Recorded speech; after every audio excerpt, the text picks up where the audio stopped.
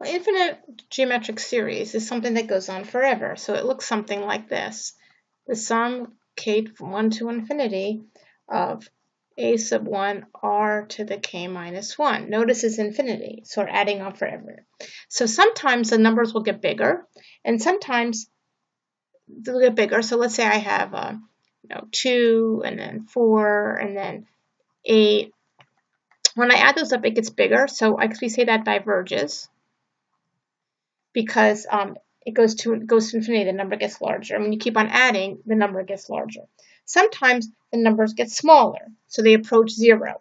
And so that time it diverges. It converges.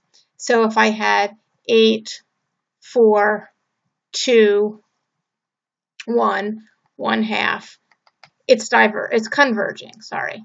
It's converging because this number is going to 0, so eventually I'm adding 0.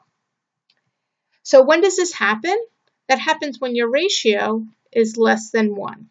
Because every time you multiply, you're making it smaller. So if my ratio was 1/2, as in this case, because 4 divided by 8 is 1/2, as is 2 divided by 4.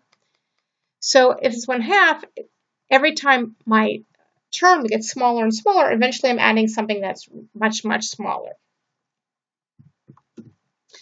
So when r is less than 1, then that sum from 1 to infinity of a sub 1 times r to the k minus 1 actually equals a number, and it's a sub 1 over 1 minus r. So I want to look at some examples. I want to look here. Does this converge or diverge? Well, let's see. What is my ratio? I have 4 over 3 divided by 2, which is the same as 4 over 3 times 1/2, which is 2/3. So it looks like my r is less than 1. So then my infinite sum, is my first term over 1 minus my r, which equals 6. What about this one? I look here, and what's my ratio? Well, 12 over 9, which reduces to 4 over 3, that's greater than 1, so it converges. It diverges. So I can never make a sum. Now here, I know already that my ratio is less than 1, so it converges.